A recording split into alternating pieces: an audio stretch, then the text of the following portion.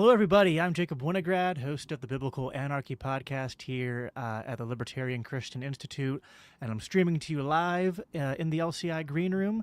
Got a interesting show tonight. We're going to introduce a couple of new friends I've made and talk about something that we're going to be doing here shortly.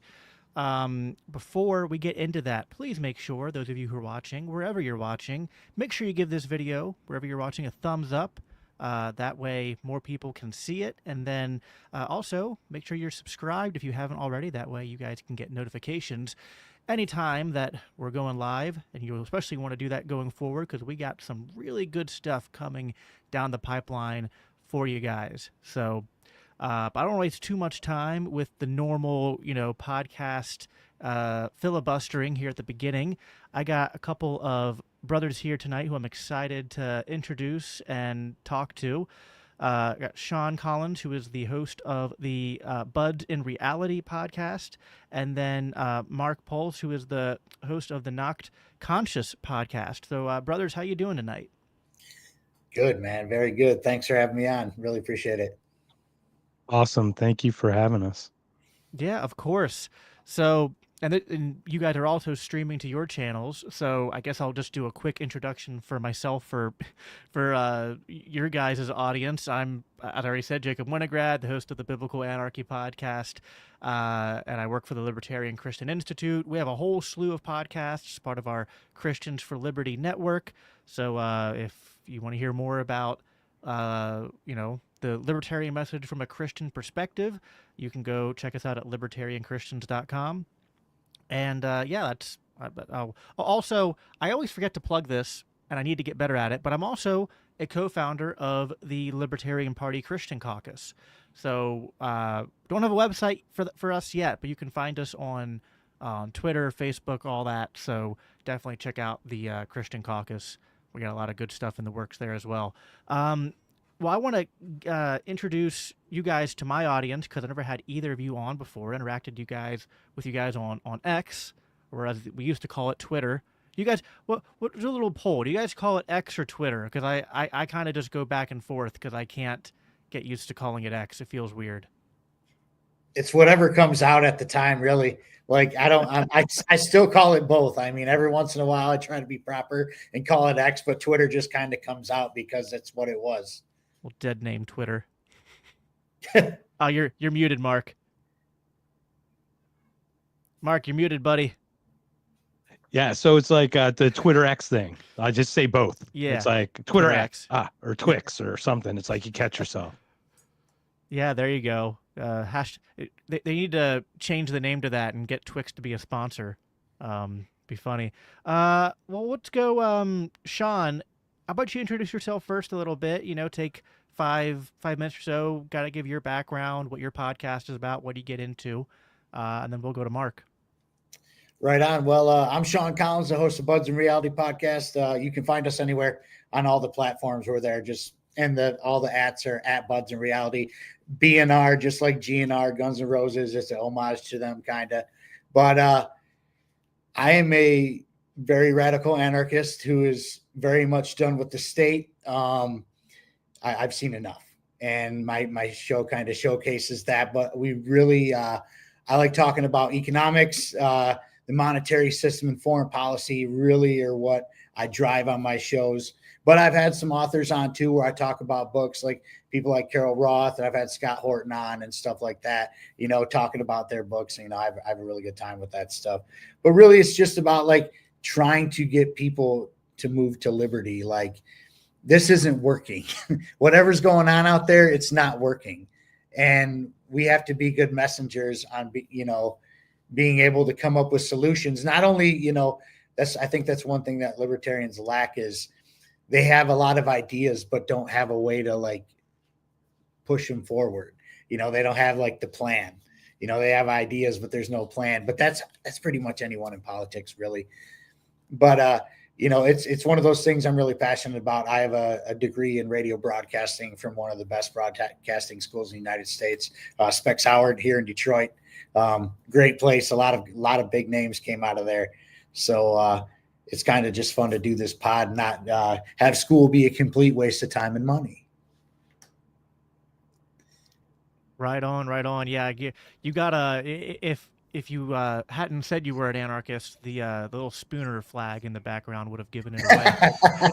I didn't sign I didn't sign crap.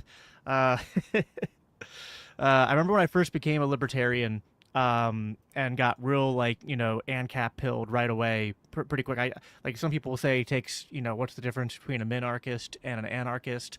About 6 months. For me, it was Yep. about 6 minutes. I just I took the whole bottle of red pills and then thought that I was like living in a simulation. But the first libertarian gathering I went to was a little Christmas gathering, and we were supposed to bring ornaments to decorate the tree. And so I got a little card, and on the front of the card, I made it like all fancy calligraphy. Had my wife help me. Said social contract, and then when you opened it up, it was just a gun pointing at you. Like, there you go. That's the social contract. It's like, do what I say, or I'll use force against you. That's pretty much it. Mark, go ahead and take a few minutes to introduce yourself as well and talk about your podcast. Yeah, well, thanks for having me. To your point, it's funny. I was trying to teach my girlfriend about the government, so we just started watching Sopranos. So I'm like, this is government. Watch, see this part? Yeah, this is the tax part. This is the taxation part. Here's your eminent domain where they take. So it's kind of fun. My name's Mark. I got a podcast called Not Conscious. Basically, I am a very normal person who had a very abnormal experience at 40. I had a near-death experience at 13. Started doing this podcast is to talk to people about different things. So I talked to people like Taj Jackson's nephew, or Michael Jackson's nephew, Taj, about the Michael Jackson allegations. I'll talk to Jeff Hester of Hubble telescope fame, things like that. So I talk wide and deep and broad. And I came across Buds in Reality. I've came across Sean, and I've always had thought differently about, I guess politically, I've thought differently than most people, but I kind of was a little bit of a neocon in the 90s. And I even enlisted for the military, failed the physical. Thank goodness, actually, in hindsight, I did, because I think I would have been one of those troubled soldiers coming back. But once that veil got ripped off about the reality of that, it just opened the floodgates for everything. And one of the greatest things Sean's ever said to me is, no one starts out a libertarian. We all kind of become that. And it's like, we all come from somewhere, and we vacillate through our ideologies, and we kind of settle on this thing that seems to work, or would work for everyone if we could all kind of get on board. So Yeah, I mean it's funny because like I picked a name for my podcast that's pretty on the nose, right? Like biblical anarchy. So whenever someone from like my real life, personal life, or like people I go to church with hear it, they're just like, anarchy, and it's like of course you get all the strange looks, all the typical objections, and and it's just like, and they're just like, but anarchy. I'm just like, what are you talking about? Like 99% of your life is anarchy, and it's just the 1% or less where the state comes in and decides that things have to be done with coercion and violence. And we all pretty much complain about that anyway, and realize half the time that that's dumb and wrong. So like, what I mean? We don't actually, contrary to popular belief, you don't need the constant threat of, I mean, I guess, yeah, there's like, I guess the constant sort of implied threat of like, if you punch someone, they might punch you back. But that's a little bit different than, we have guns pointed at each other the whole time to make sure that we act civilized. It's just, I mean, even as a Christian, and I believe in like, original sin, I believe that humans are fallen. So it's not that I'm a utopian. It's just that like, if we're human and we're fallen, then we should probably be careful about giving these fallen humans too much power, because Amen to that. yeah, whether it's today or in the Bible, that tended to not go well for people. So yeah, no, the power's cool. Not the power's the problem, right? It's not like someone's going to wield it for good, but the next person won't yield it for good. So it's really the power that becomes a problem. So we just want to defang the government as much as possible, so that whoever holds the reins doesn't have as much of an effect. Absolutely. Well, brothers, we could do a whole show just talking about anarchy, and that sounds like something fun to do at some point in the future. Oh yeah. But we got some other fun things in store for people, and I titled this on my side "Special Announcement." So, let's go ahead and talk a little bit about that announcement. I think it was your guys' idea first, and then I kind of like jumped on and was like, "Oh heck yeah, let's do this." So, Sean, do you want to talk a little bit about just like what the idea, like how this started, where the three of us kind of got together and decided we were going to do something? Well, I mean, it all started on Twitter, really. So everybody, bought Provoked, and they took their picture with it and whatever and posted it, because you got to do it. It's just one of those things when Scott comes out with a new book, because the guy is just flipping brilliant, man.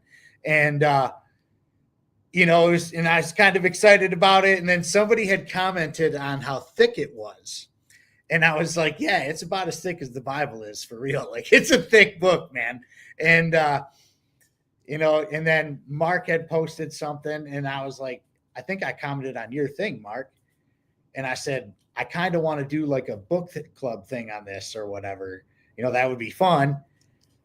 And all of a sudden, Scott Horton retweets it and was like, anybody interested? And I was like, oh my God, are you kidding me right now? So I guess this is, all right, cool. And then Jacob chimes in. He's like, I'm interested or something like that, get a hold of me. And I was like, all right, we're cool. And then next thing you know, we're all in the group chat on X, and here we are on the pod. Yeah, that's basically how it happened. And then we had a discussion last just a few days ago on Saturday, and kind of roadmapped where we wanted to take this. And so it's actually going to be like two parallel things going on at the same time. So we're going to starting pretty much the same time as today, over the next 8-9 weeks on Mondays at 7:30. We split the book into 8 sections, and we're going to kind of go roughly, I think it's like between 80 to 90 pages per section, and go through the book, come together, talk about it, go into different themes, things we learned, go into the massive footnotes section of the book as well, and maybe find some of those that are interesting to kind of, blow up, and maybe read some of the primary sources that Scott's pulling from there. I think that'd be really good, not only to like promote the book, but to just, really edify people just with learning more about the history of this stuff. Because, I mean, I feel like the three of us probably, even before we read this book, know more than the average Joe. But man, I mean, just even the first section, I was like, man, I knew that the end of the Cold War and the promises they made and all that, like, I knew it was bad, but like, man, it was even worse than I thought. And I don't want to, I don't want to spoil too much for next week, because that'll be the very beginning of what we talk about. But like, that's just the beginning of the book, and it's like I'm not even halfway through it yet.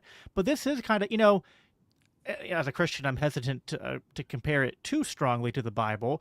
But any book, not just Christians have Bible studies, but any book of sufficient length, of sufficient sophistication, that has multiple narratives and things going on at the same time, I think warrants, a more like, it's not just like when you read other of Scott's book, they're still informative, but they're kind of like he's just telling one, like, enough already, or Fool's Errand. Like, those are much easier reads, and you could do a book club on them. But this kind of book, I think, especially deserves a much longer, more sort of like, a slow burn approach, rather than kind of like going through it as quickly as you can. I totally agree with you. It's been a crazy thing, because so for everybody listening in, we're looking at every week, it's 12 to 15 pages a week or a day. So if you can read 20 pages a day, you'll be well ahead of it. But that said, it is a dense read, gentlemen. Holy mackerel. It's got so much information. And what's interesting for me is like what's really interesting is the beginning of it. Once again, we're not going to get too early, is I'm German descent. My father was born in Germany in 1940, my mom in Germany in 1944. My grandfather was a Nazi soldier. My mom then became East Germany. They escaped East Germany in 1953 before the wall went up.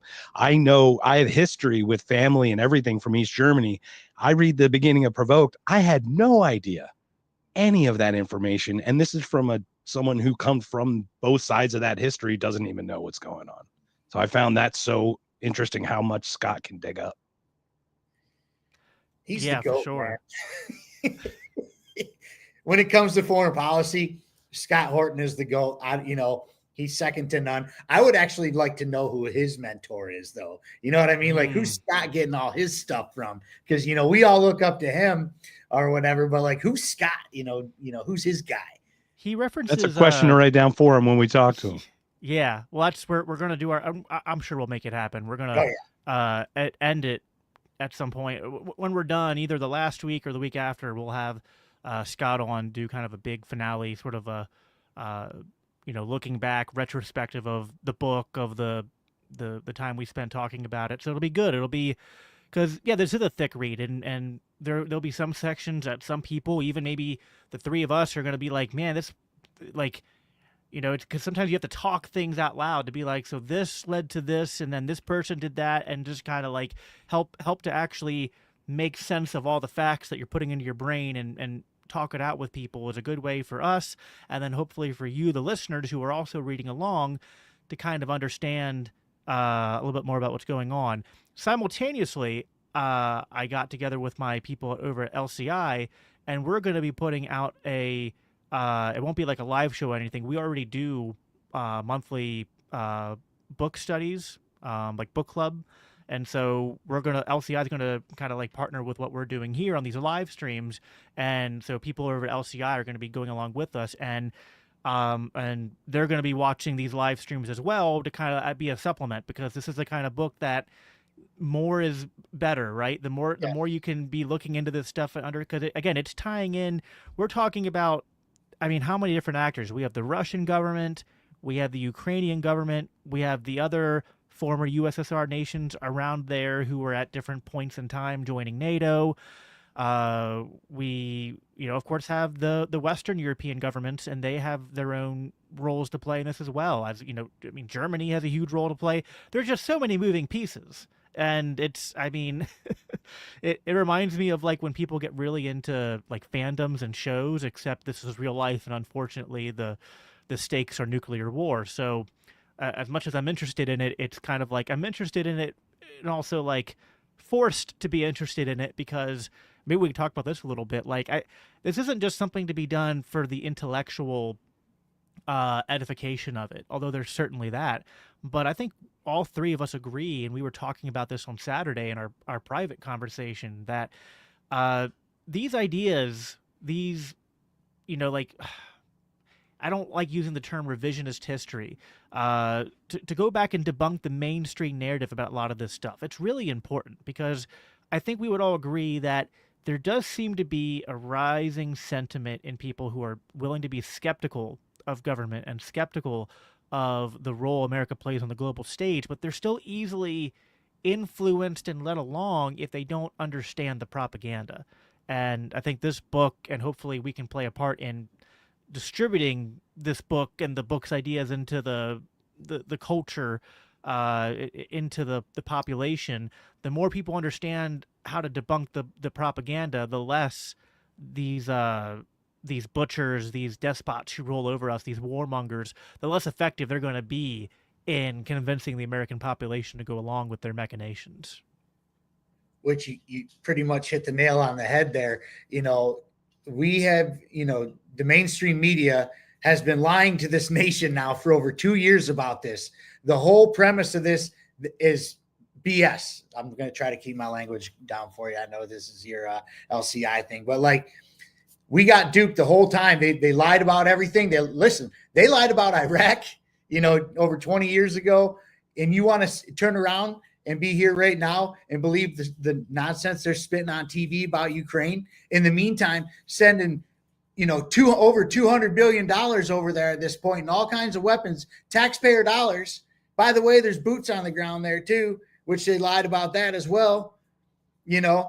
I think we should be educating people as much as possible, and going through this book the way we're going to go through it is going to be amazing, especially for people who aren't, familiar with what's going on right now.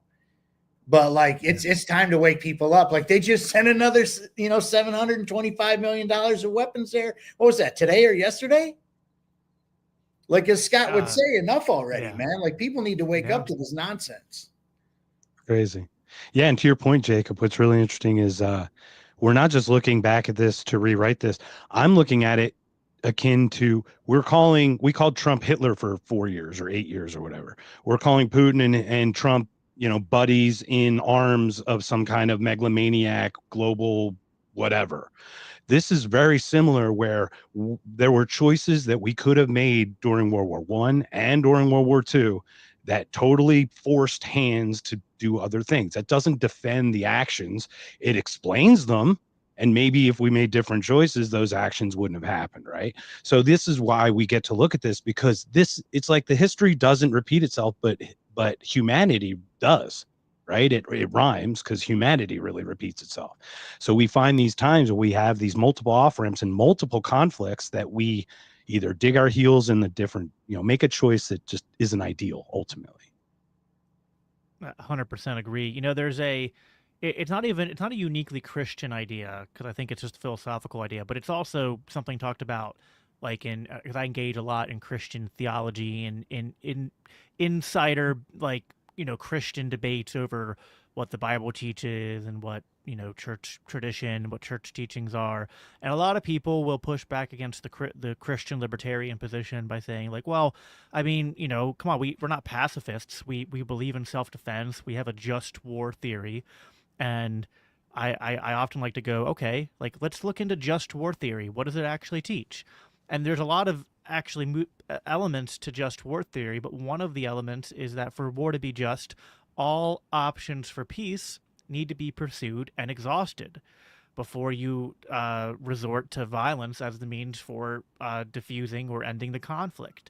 And I think that it's useful to because I think a lot of people, again, because everyone just has the meme in their head of just like, well, sometimes you just got to go to war and beat the bad guys. That's what we did in World War II against the Nazis. And that's a whole other rabbit.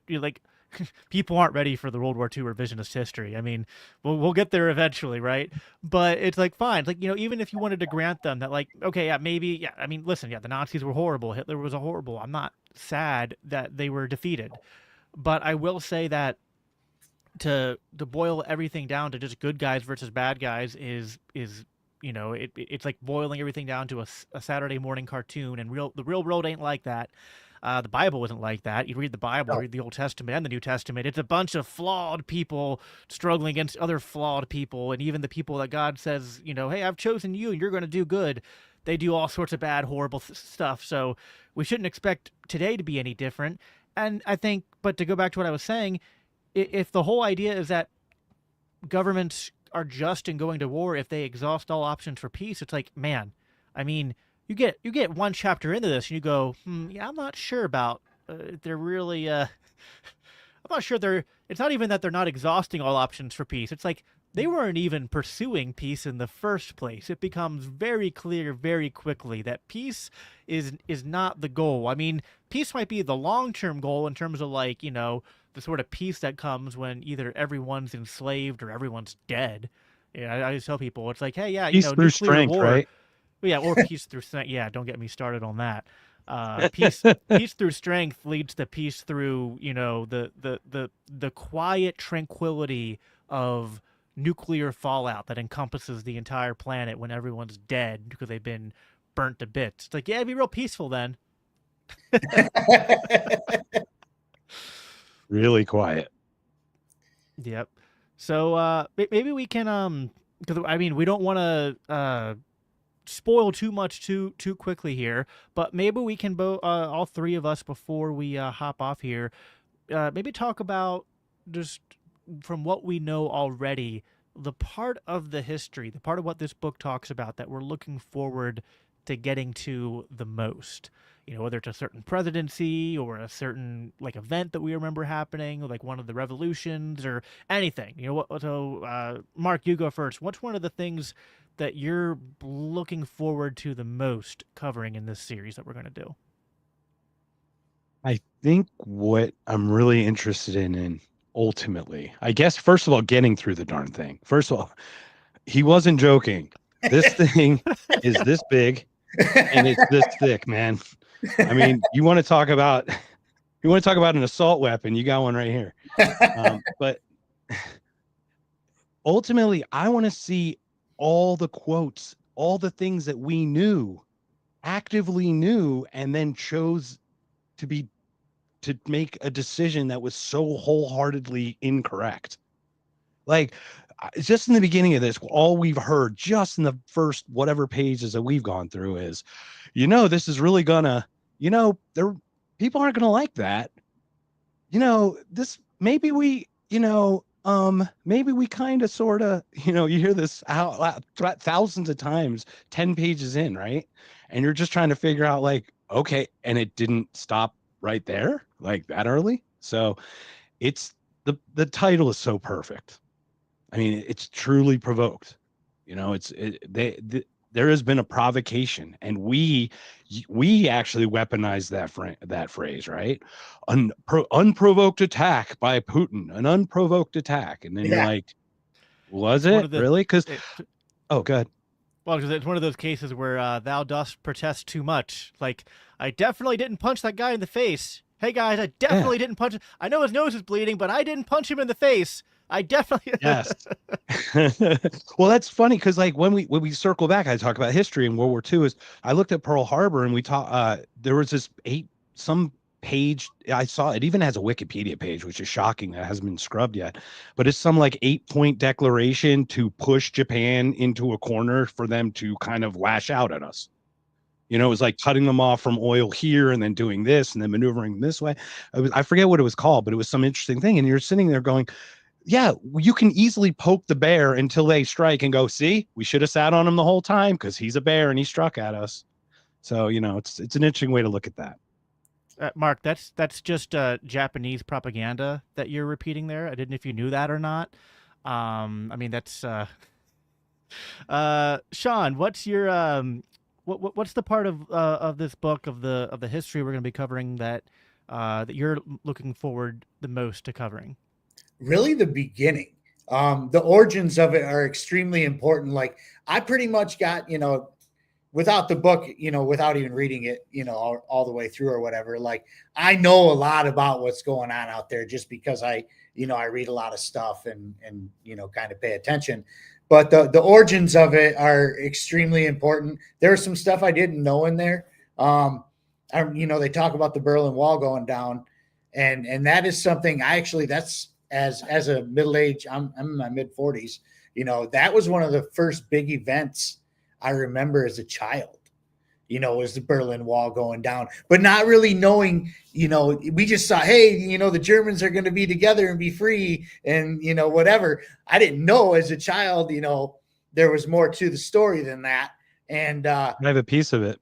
Yeah, and even like, I remember, God, they made songs. I mean, the Scorpions came out with a song called "The Wind of Change," which was like the ultimate power ballad, for that time. And it was about peace and love and stuff like that. And it was all about the Berlin Wall because they're from Germany, And so they made a big to do about that. I remember that vividly, and I was probably maybe 8 or 10 years old, somewhere in there. I mean, I was young. Yeah, and so I grew up. I'm probably younger than both of you. I'm only 32. I was born 92, so I was born after all that stuff happened. Wow, yeah. But I remember growing up in the wake of it, right? And like in elementary school, being taught like oh, it's this miracle, like the USSR and the Cold War. This was all so horrible, but then like capitalism won, and the USSR and broke up, and it's Russia now and all these countries, and we're all just friends, and it's all because of just American greatness and American exceptionalism, and it's just going to be, mud democracy spreading from, all from the west to the east from now until eternity. And it's just like, like I grew up in, like, when you go back and you read the things that the neocons wrote about like this being the unipolar moment, about this being the what they called it in PNAC, the project for a new American century, like all the things they talked about. I was like in my formative years as a child, I was growing up in that stuff being pushed from the top down through the media, through the public education. And then 9/11 happens and you get so focused on the war on terror that then like suddenly like you're not paying attention. Like even I became pretty anti-war from a young age because I'm part of the generation that saw 9/11 happen as a kid, and then like as we started to become teenagers, we went, "Hold on." Like you told us that there were weapons of mass destruction and there weren't, and you told us they hated us for our freedom, but actually we've been over there killing them and occupying them and overthrowing their governments for decades. So we started to question that, but none of us were like Russia wasn't on our radar, and it's just in the background. It's just like, you know, oh, we're all still friends, and there's just this problem in the Middle East, and then suddenly in 2014 and the crisis in Georgia, it's just like, what happened? And it's like this. So it starts to crack the foundation, but for at least me it did, but for others it seems like it reinforced to them that like, oh well, that just means America, like it's one of those things where it's not falsifiable, right? Like America as the world empire, American hegemony, like these things are just good for the world, and when things go to crap, it's just because we weren't involved enough, right? It wasn't because we were too involved. It's because we didn't kill enough people. We didn't overthrow enough governments. And we didn't drop bombs on enough. It's like, it's unfalsifiable. Or they hate our freedom.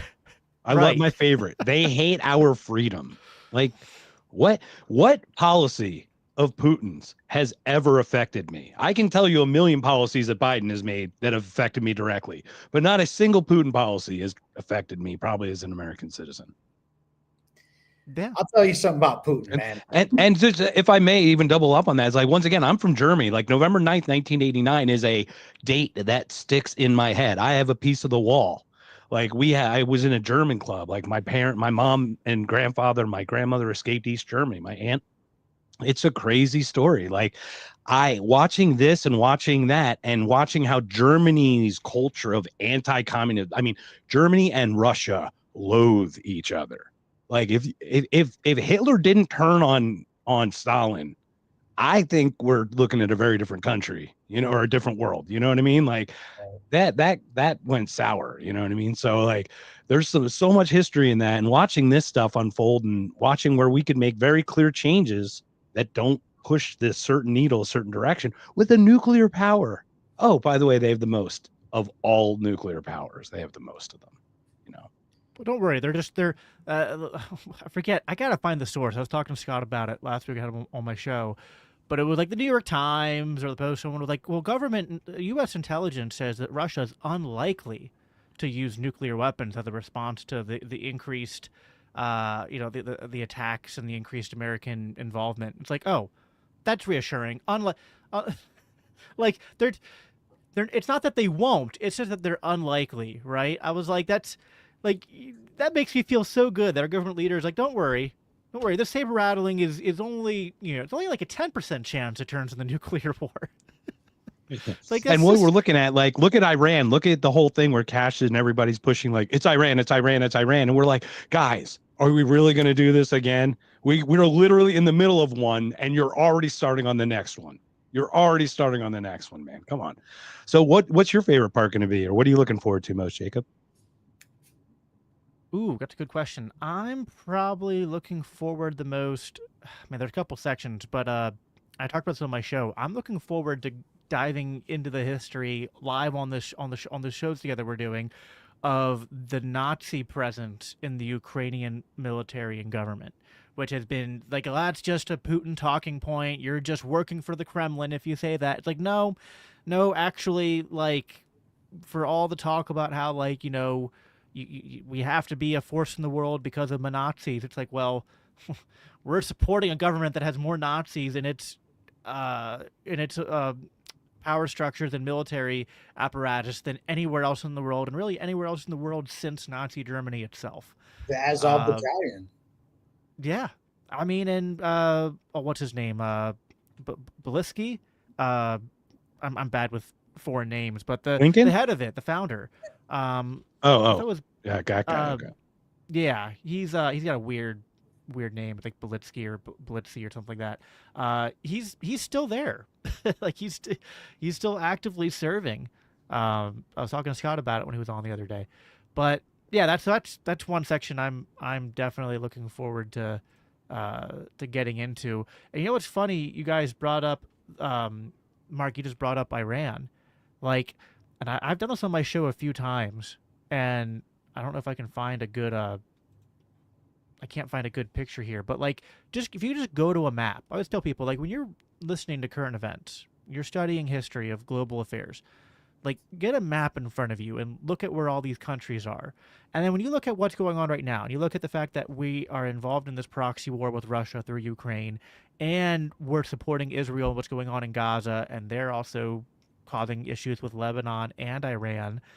Then you look at a map and you look at, all right, like, Israel's here, and then you go like over here, and like, oh, there's Iran, and oh, a couple countries above Iran is Russia. Oh, and then back down here to Iran. Over here's Afghanistan. Over here's Iraq. Like, it just, like, saying a picture tells 1,000 words. When you start looking at the size of these countries and their proximity to each other, man, it just starts to go, okay. Man, it's like they definitely don't have interests in Iran because of other considerations for their imperial goals elsewhere, farther north, right? Right. It's like we were in Iraq and Afghanistan, and it bookends Iran. It's like, Right. gee, what's our ultimate goal there? Right. What are we doing? Exactly. Yeah. I And mean, I'm hoping that both I can have countries- a computer hooked up so we can pull up some maps during the time, because like I was reading into, like, I don't want to get too ahead, but obviously the Bosnia stuff and all the map, just the map area for that whole stuff is going to be pretty important, I think, because we can get caught up a little bit in the weeds. I had a buddy who went to Bosnia. No way. Yeah, he had to go there. That was his first deployment. Yep, it was wild. It was wild, man. You But share any stories? what was that? Can you share any stories? No, you don't. We don't talk about that too much. I don't like to bring that stuff up. That's not a good time for a lot of those guys. But if you ever want to talk about it, that's fine. But it's one of those don't ask, don't tell type things. But I'm going to tease the book a little bit because I feel like I need to, because I get some serious smoke when I say this every time, but it needs to be said. Vladimir Putin has a legitimate beef. He does. And, there's a reason why the book is called what it's called, and to be quite frank, a lot of us know that many warnings were given to leave them alone and stay away from them. Yeah. And I'd even go further. Outside of him having a beef or having a legitimate beef, we don't have a freaking right to be over there in the first place. It should not be our business, regardless of Lindsey Graham's $72 trillion worth of minerals and oil. Yep. I just can't. I can't with By the way, that guy. I found a little picture. Just nice. Like, oh, yeah. Look, Russia, Ukraine, and right down here are a couple countries here in Iran. So it's like, and then right here, I think that's Iraq. Right over here, that's Iraq, and the other side's Afghanistan. Other side's Afghanistan. So it's just like, and then over here's Israel. So it's like, like, again, like, I'm not gonna presume to be able to read minds. Although we can just, as we go through the book, we'll just be able to read these people's quotes because they're stupid. Just make sure you don't go 1 inch east. Just don't go 1 inch east. Okay, we don't want to do that. Man. Not on that map. No. Well, I can't find the original format I was using. Here we go. Boys, we have so much more we're going to get into over these next 8 to 9 weeks. I'm really looking forward to it, and I'm glad that we were able to get together tonight and kind of set things up, introduce one another to our audiences, and so everyone keep a lookout on all of our channels wherever you're coming from. On X, we'll definitely be. First of all, go buy that book that Mark is holding up right there. If you haven't already. I know that they're not available on Scott's site anymore, but they're still available on Amazon. Look up Provoked. You can get the Kindle version or you can get the paperback version. And then, keep an eye open for our weekly streams starting next week on the 9th. And for those of you in my audience or anywhere, if you're interested in being part of the book club that we're going to be starting here, which will be, I think the first day that the book club on LCI's end is going to start will be on the 12th, which is going to be fun. Like one book club's ending and mine's starting like an hour later after that. So it's funny. Actually, the guy who is doing the other book clubs here in the audience, I see, and he's trolling me. I'm not reading your comment, Cody. Sorry. But yeah, so if you're interested in doing that, just keep an eye open. We'll be publishing that, and registration will start for that on LCI's website sometime, probably the next day or two. So I'll be posting that on social media. Boys, you got any closing thoughts here before we head out? I'm excited, man. I just I hope that people join us and check it out and get the book. Follow along with us. It's it's going to be cool. There's going to be a lot of good information that comes out of there. And especially for people who aren't familiar with what's really going on over there, it's going to be very eye opening, and we need more people to be opening their eyes to what's happening, because most people just don't know. And so it's up to us to try to help them out, and be decent messengers about it without like just going ape crap on somebody for not knowing something. Agreed. Yeah, Mark, it's all about closing information transparency. Yeah, absolutely. I mean, Scott has done an amazing job of collecting everything. The least any of us can do is read it and get familiar with it, because it opens your eyes and you start reading everything through a certain lens. You start seeing what story they're actually telling you from what story they're writing to you. It's kind of an interesting thing, because like their blueprint's the same. You just got to figure out where they're trying to manipulate or what they're trying to tell you. And then you're like, oh, I know the real story by what they did tell you or didn't tell you, kind of thing. So let's do this. It's $30, guys. So many people made a commitment. It's on the bestseller list. It's doing great, and it's deservedly so. Yes. I'm looking forward to this with you, and I'm so grateful you guys decided to do this with us. So let's do this. Yeah, of course. And we're going to be having different people from we're still working out the exactly who, so I won't we don't have anyone confirmed yet, but I know we will be getting each week we're going to have a different guest on to join the three of us. So so that'll be fun as well to hear different people chime in. It'll be all people who are familiar with this stuff as well, who are also foreign policy junkies like the three of us are. So yeah, I'm looking forward to it. I think this is going to be a lot of fun, and it's even more importantly that it's really important to be talking about this, encouraging people to read this, encouraging people to make petitions for peace from a place of knowledge and being able to debunk propaganda. And I agree, we got to do it. Like, there's a lot of people put it this way, there are some people at the top who absolutely deserve to get Scott Hortoned, right? Like when Scott goes up against Bill Kristol, or Scott goes up against Neil Ferguson, and Scott goes up against whoever that guy was he was talking to on the Piers Morgan show. He's a woman. Like some of these people, like the higher ups who are really providing cover for the regime, yeah, they kind of have it coming. That was not always my approach, but I get when Scott's just like, listen, sometimes these people just need to be dragged.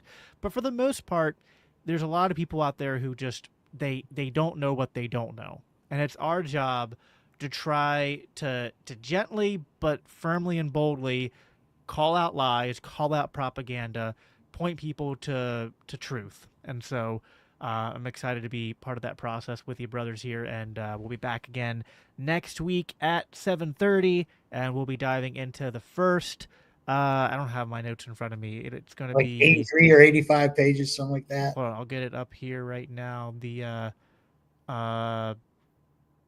first, pages 1 through 85. And so it's going to be exploring the origins of the United States post-Cold War foreign policy, focusing on what they call the unipolar moment, the beginning of NATO expansion, and the early conflicts that happened, like Bosnia under George H.W. Bush. So, yeah, this could almost be, it's like each one of these weeks is going to be like, there could be a whole book on this, and it's just an 80-page section of another book. So, That's that's the other thing that Scott told me too. It's like this is a giant book report that should spur us on to then read all the other books and sources he has in there. So we'll be kind of doing that as well. Is like not just talking about this book, but talking about all the different citations that Scott brings to this. So it's gonna be a lot It of was fun. It's gonna hilarious be because you guys are like, we started again. You started over. I'm like, I gotta be like a fish. I gotta be like a shark, man. I gotta keep going to the 85 pages. I'll come circle back around. But if I don't get to the 85, man, I'm not gonna do it. So Yeah. I'm like, I'm definitely making sure I get to the end before I come back around. It's like, But all I'm right, real we've changed excited our about this, mind. man. This is going to be a 365-week series, and we're doing 3 pages at a time. Yeah. Because 3 pages is really like 30. Oh, it's crazy. I mean, it's so excited, guys. Next week, next Mondays, be there. Yep. That's right. All It'll be right. sweet. It'll be sweet. Yep. Be there. Make sure you're subscribed wherever you're watching, YouTube, X. That way you'll be notified. And yeah, thank you guys for being here. Thanks everybody for watching, and we'll talk to you next week. Take care. You.